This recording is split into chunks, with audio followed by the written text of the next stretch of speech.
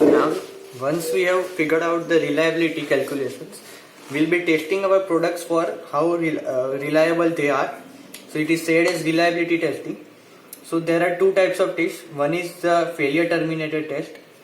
So we continue testing n number of items, so n is the sample size, till rth item fails, or we say rth failure has occurred.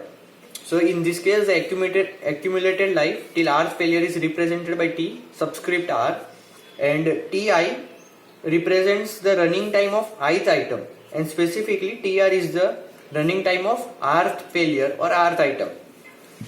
So if the failed items are not replaced by good items, so the replacement has not been occurred, then the accumulated life is represented by this.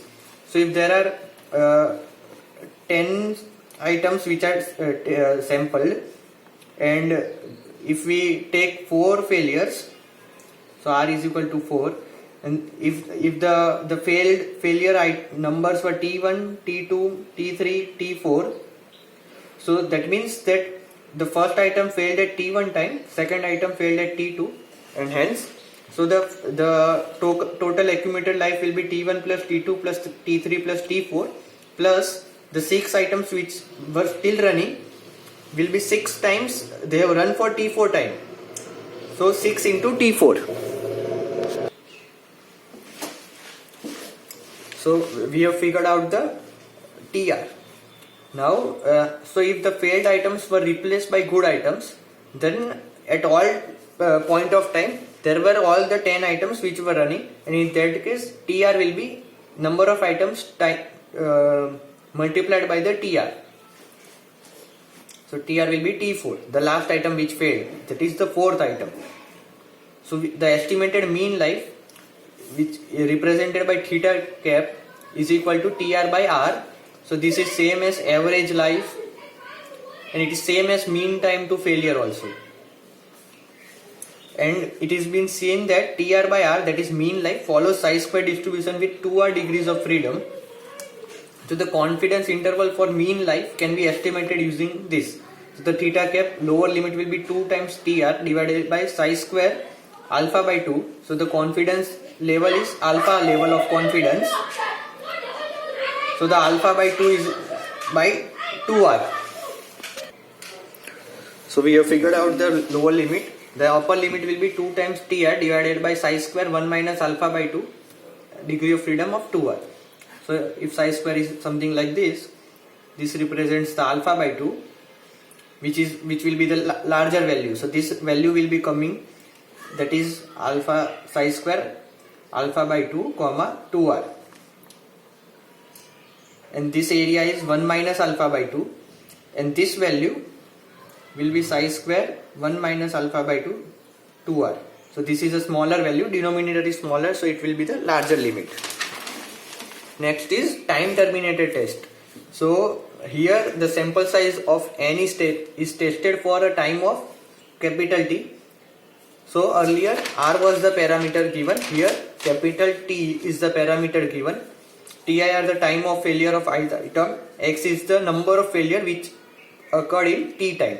So Tx will be the total time.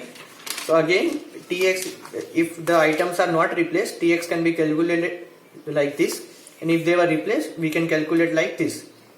And again the estimated life will be Tx by x. So we have the Tx in case 1,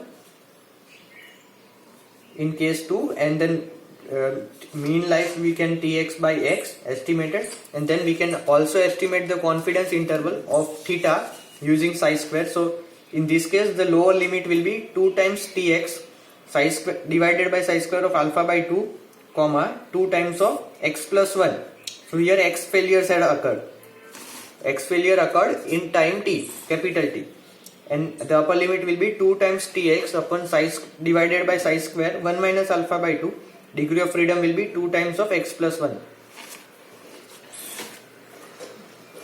Now we'll go to how can we draw the OC curve for the life and reliability testing plans. So the plan will have some test time T, some sample size n, and the acceptance number C. And otherwise we'll have some sample size n and number of failures r. So here what we want to plot is the OC curve. What does it has? It has the some parameter of the plan. It can be quality of the product. So quality can be represented by the mean life or the failure rate, any of it. And here it is the probability of acceptance. So first what we want to do is we want to figure out that it is time terminated test or failure terminated test. Then so in as per them the probability calculation will change, and then what we want to do is we want to figure out the expected number of failures, which is represented by n into t into lambda, and lambda is the 1 upon mean life. So we'll suppose different values of mean life, we'll figure out different values of alpha, lambda, and then we can figure out different number of expected failures. And then the mean is the mean for Poisson distribution. So what we do is we have some estimated mean life, so 100, 200, 500, 1000. We figured out lambda, then we do multiplication of nt and lambda, and then we figured out the probability. Well, the probability here is p of x less than c. So c is the specified number of acceptance number, and this probability is the Poisson distribution probability with mean of nt lambda.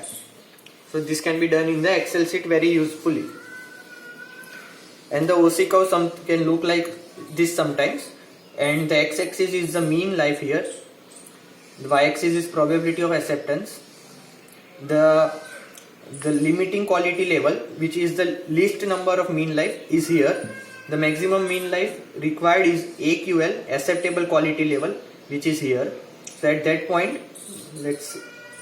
so this is the producer's risk alpha, and this is the consumer's risk beta. And there are live testing plans which are already charted. There are some charts available, and the famous ones are handbook H108. So there are some charts with different kind of testing plans available. So I will explain the different parameters which are there. So one is the rejection number R for time terminated test. Sample size will be some integer times R. Test time will be capital T. Mean life is theta1, and if there are two mean lives mentioned, one at higher AQL and one at lower LQL, then theta1 is the mean life at LQL, theta naught is the mean life at AQL, and obviously theta1 by theta naught will be less than 1. So this is one of the parameter. Then another parameter is T by theta naught, and there are tables available. So we can read the table and we figure out the remaining parameters. So if theta naught is given, and we want to figure out T, or T and theta naught are given and theta1 and theta naught are given, we want to figure out R value, we can do that. So and with some level of alpha and beta. So there could be one table where alpha and beta are mentioned. For some specific alpha and beta, our theta1 by theta naught we can figure out using the values given. There could be many values, and then there is some representative number code, something like B3. So we can go to B3 chart, B3 row, and figure out what will be the sample size and what will be the rejection number R. And other way around, if these values are given, we use this, figure out the code from that, and then use that code to figure out theta1 by theta naught or T by theta naught. There are so many charts. Okay.